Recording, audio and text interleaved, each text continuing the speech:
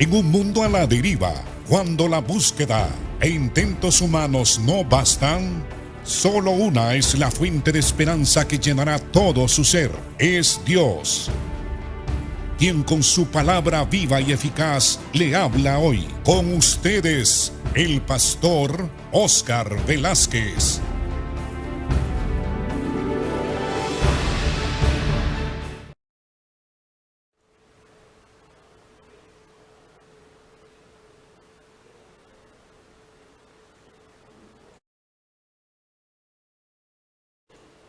Dios le bendiga, amado hermano. Continuamos con el tema de la soberanía de Dios.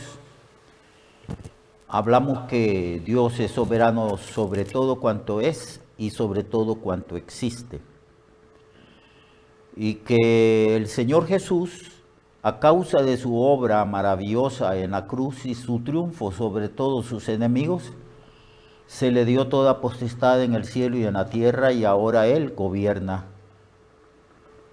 Gobierna juntamente al Padre. El Padre le dijo a nuestro Señor: siéntate a mi diestra hasta que ponga todos tus enemigos por estrado de tus pies. Hablábamos también de que Dios ejerce autoridad sobre todo en los gobiernos humanos. Él es el que pone a los gobernantes y debemos de creerlo. Puede ser que Dios no nos dé explicación de por qué Él hace todas las cosas. La verdad es que Él no tiene obligación alguna para explicarnos absolutamente nada. Él es Dios y nosotros lo que tenemos que hacer es acatar su voluntad. Entonces Dios hace lo que le place, incluso Dios permite en su soberanía que el mal se desarrolle en este mundo. Pero aún los malos y también Satanás y sus demonios están bajo la autoridad y soberanía de Dios. Esto está muy bien claro y ejemplificado en el conflicto que tiene Job y en el conflicto que se dio en el cielo cuando Dios se enfrenta con el diablo, con Satanás, y le habla de Job que no había nadie con tal madurez y justicia y fidelidad como Job. Y entonces el diablo le dice al Señor: es que tú lo has bendecido y lo has protegido y le has prosperado. Ahora bien, entonces el diablo reconoce que Dios es el que gobierna, que Dios es Dios y es el Dios todopoderoso. Quítale, le dice el diablo a Dios, lo que tú le has dado y vas a ver si no blasfema en tu presencia. Él es el diablo que está pidiéndole a Dios que le quite. Entonces Dios le da permiso al diablo para que le quite todas las bendiciones que él le ha dado. ¿Y cuál fue la reacción de Job ante la muerte de toda su familia, de todos sus hijos y la muerte de todos sus siervos y sus siervas, de todo ganado y la ruina completa de todos los bienes que Dios que le había dado a Job? ¿Cuál fue la actitud? Ni siquiera se mencionó a Satanás. Job rasgó sus vestiduras, se postró en tierra, se puso ceniza como señal de duelo. ¿Y cuáles fueron las palabras que pronunció Job? Jehová dio, Jehová quitó. No mencionó al diablo, aunque nosotros sabemos que el diablo fue el que destruyó la familia de Job y todo lo cuanto Dios le había dado a Job. Pero en ellos, es la gente de antes, la gente, los patriarcas y la gente del tiempo de Job, habían alcanzado tal madurez y conocimiento teológico y espiritual que ellos entendían muy bien que el mundo y que el universo estaba gobernado por Dios. Y por eso dijo: Jehová dio, Jehová quitó, sea el nombre de Jehová bendito. Entonces todo está bajo el control del Señor. En cuanto al gobierno o los gobiernos humanos, pues la Biblia declara que Dios es el que los coloca y Dios los quita. Hay algunos gobernantes, si usted estudia los gobiernos de Israel, tanto en el reino del norte como en el reino del sur, usted va a ver que Dios colocó algunos gobernantes que hicieron lo malo. Dios mandó profetas para advertirles a estos gobernantes que hicieran justicia, que se apartaran del pecado y de la idolatría y que fueran humildes y no soberbios. ¿Y qué pasó? Que algunos no obedecieron y Dios los quitó. Algunos murieron ejerciendo su cargo. Otros no duraron mucho. Algunos duraron pero muy poco. Porque Dios pone y también Dios quita. Eso indica que si Dios coloca gobernantes en las naciones que hay en el mundo, Dios también espera que esos gobernantes cumplan con el propósito por el cual Él los eligió y los colocó allí. Y nosotros sabemos que los propósitos de Dios son justos y son buenos, que Dios es un Dios maravilloso que quiere la prosperidad de las naciones. Y por eso es que coloca a una persona, coloca a la otra y espera a Dios que ellos cumplan el propósito divino. Y nosotros, la iglesia, estamos precisamente para eso, para ilustrar, para enseñar, no solamente al pueblo que es gobernado, sino también para hablar en el nombre de Dios como profetas de Dios a los gobernantes. Siempre ha sido así. Siempre ha sido así. Entonces, tomemos también un ejemplo bíblico. Ustedes conocen la historia. No hay cristiano que no conozca la historia de Nabucodonosor. Nabucodonosor gobernaba un imperio, el imperio babilónico. Nabucodonosor era un intelectual, un hombre muy capaz como gobernante, pero era un hombre, como es común de los gobernantes, que cuando tienen prosperidad, cuando Dios los bendice, cuando está creciendo el poder de su reino, entonces se vuelven soberbios, se creen como si fuesen Dios mismos. Por eso es que muchos gobernantes han exigido a sus gobernados que los adoren y que les rindan pleitesía como si ellos fueran unos pequeños dioses o como si fuesen Dios mismo.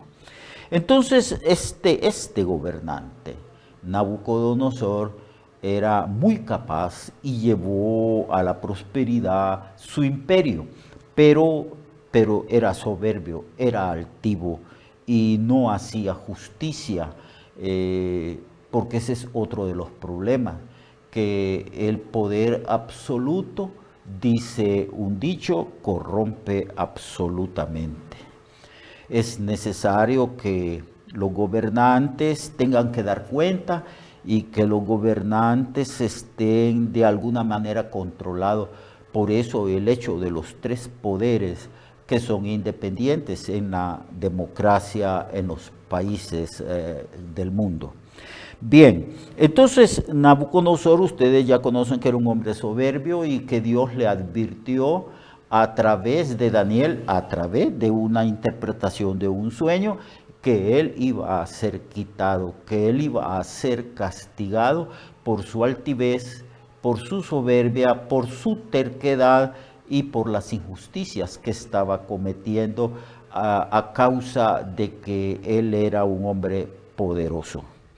Entonces, el consejo que le dio Daniel como profeta era de que él redimiera sus pecados, que él se apartara de su maldad, que él fuera un gobernante compasivo, que se identificara con las necesidades del pueblo, que aprendiera a ser humilde y a reconocer que él no era nada, sino que era Dios quien lo había colocado como gobernante allí. Esta verdad, muy pocos gobernantes actuales en las naciones del mundo lo reconocen.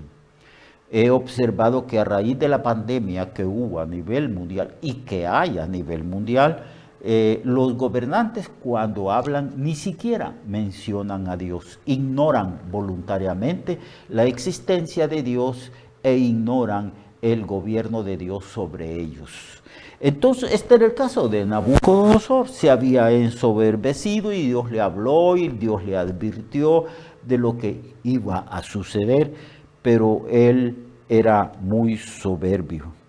Dice que estaba paseando en el terrado real de su palacio, y el rey habló: ¿no es esta la gran Babilonia que yo edifiqué para casa real con la fuerza de mi poder y para la gloria de mi majestad? Él decía que era la fuerza de su poder, que era por su poder, por su sabiduría y por su astucia. Eso no es cierto en caso de cualquier gobernante que haya en las naciones de este mundo. No es la fuerza del poder humano lo que trae prosperidad y grandeza y gloria a una nación, en este caso al imperio babilónico. No es Dios quien da esa facultad de gobernar bien, de prosperar, y es Dios quien exalta o humilla. Entonces él dice que había gobernado para la gloria de su poder. Para la gloria de su poder. Se supone que todos los seres humanos fueron creados para la gloria de Dios, y que los que gobiernan las naciones no es para la gloria de su poder, sino para la gloria de Dios. Los gobernantes en las Sagradas Escrituras son descritos como siervos de Dios.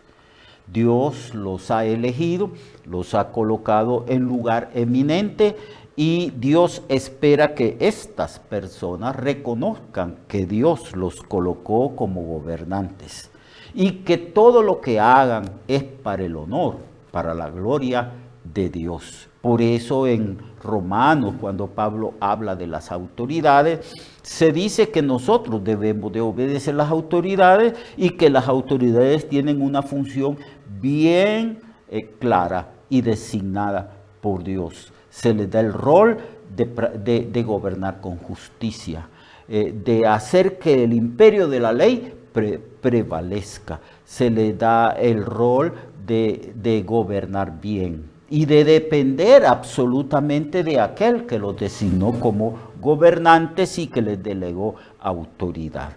Entonces eso está bien claro, pero Nabucodonosor no quería entender esto. Él era un intelectual. Nabucodonosor era un hombre muy sabio, muy intelectual, pero se había ensoberbecido.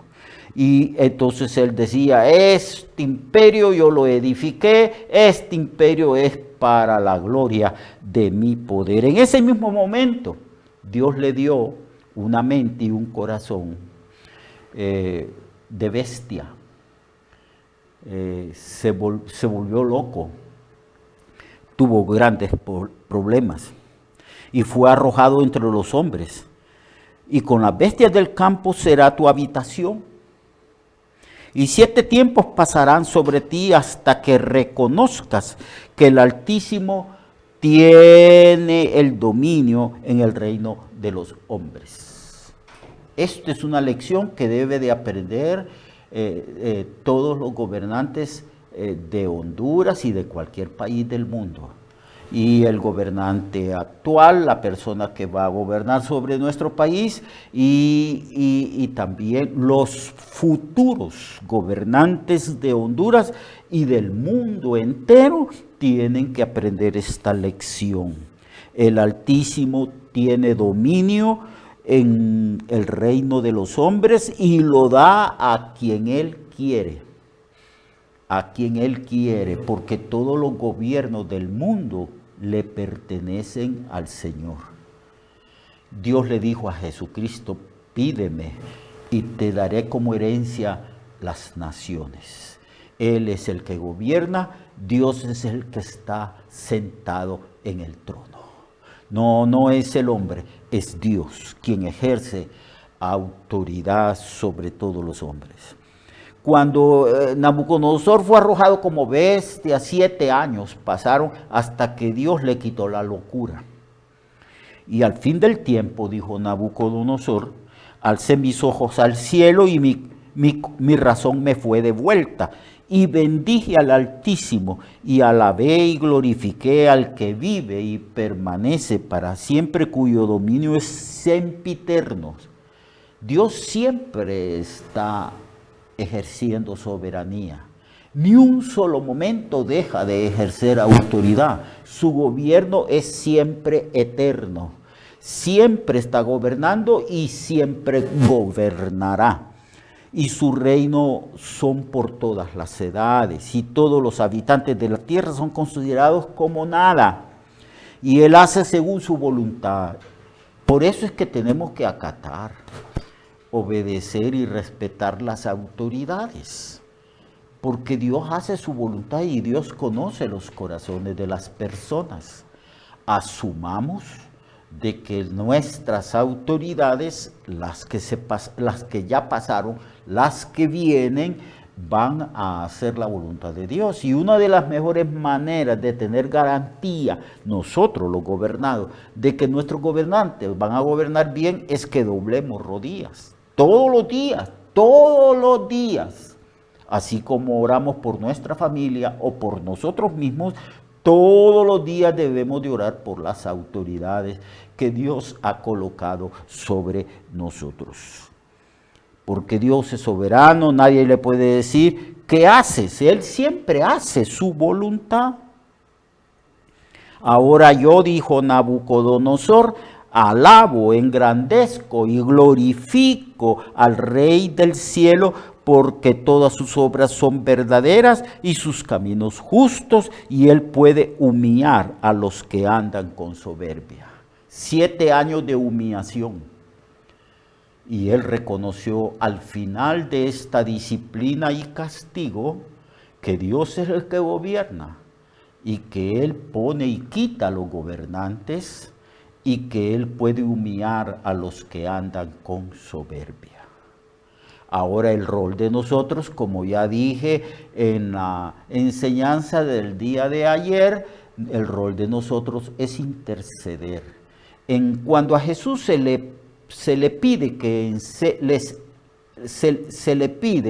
que enseñe sobre la oración, entonces el Señor les enseña a sus discípulos, y parte de lo que les enseña respecto a la oración es que el Señor les dice, y no nos metas en tentación y líbranos del maligno. El maligno siempre ha pretendido llegar al corazón, a la mente y a la voluntad de los gobernantes que gobiernan las naciones del mundo. Él ha tenido esa pretensión. ¿Qué debemos de hacer nosotros? Guardar y proteger el corazón, la mente y la voluntad de nuestros gobernantes, pidiéndole a Dios que los proteja de la influencia del maligno. Por eso en la oración se reconoce que hay un maligno, se reconoce que es un tentador, que reconoce que odia a los habitantes de las naciones. Entonces nosotros que tenemos acceso al trono de Dios, al lugar santísimo, que Dios nos ha constituido como sacerdotes, como intercesores, que nos hemos puesto en la brecha, doblando las rodillas todos los días, velando, pidiéndole a Dios por nuestros gobernantes, que gobiernen con justicia, que sean amorosos, que amen al pueblo. El pueblo que votó por ellos, que lo amen y que gobiernen para la prosperidad del pueblo y se identifiquen con los más vulnerables, con los más pobres, con los más necesitados de la nación. Pero eso tenemos que pedirlo en oración y pedir que el diablo no tenga acceso al corazón de ellos y que no los incline a la guerra, a la autodestrucción, a la soberbia, como en el caso de Nabucodonosor, que se llegó a ensoberbecer. No, de ninguna manera. Y que conozcan a Dios, que teman a Dios, que reconozcan que Dios es soberano y que es el Rey de todos los reyes. Eso es lo que debemos de orar e interceder todos los días de nuestra vida. Hágalo usted, amado hermano, yo también lo haré y lo he estado haciendo durante todo el tiempo que he sido cristiano, y ese es uno de los roles en la oración más importantes. Dios llama a personas que se pongan en la brecha para que las naciones prosperen y sean protegidas, principalmente de la maldad que provoca el diablo introduciéndose en el corazón de los gobernantes. Dios, amado, Dios lo bendiga a usted, amado hermano. Dios lo guarde y adelante con Cristo, y somos más que vencedores y muy vencedores cuando estamos de rodillas clamando en la presencia del Señor. Dios le bendiga. Recuerde que su vida puede cambiar y mejorar, porque la palabra de Dios es viva y eficaz, y más cortante que toda espada de dos filos. Hebreos 4:12. Nuestra oración y deseo es que esta palabra predicada lleve mucho fruto. Le esperamos en el próximo programa, a esta misma hora y en esta misma estación. Esta es una producción de Ministerios Reflexionarte, en colaboración con Cirkenu Network. Sus comentarios son bienvenidos. Escríbanos al correo reflexionartehn@gmail.com o al 504-9802-6186. 504-9802-6186.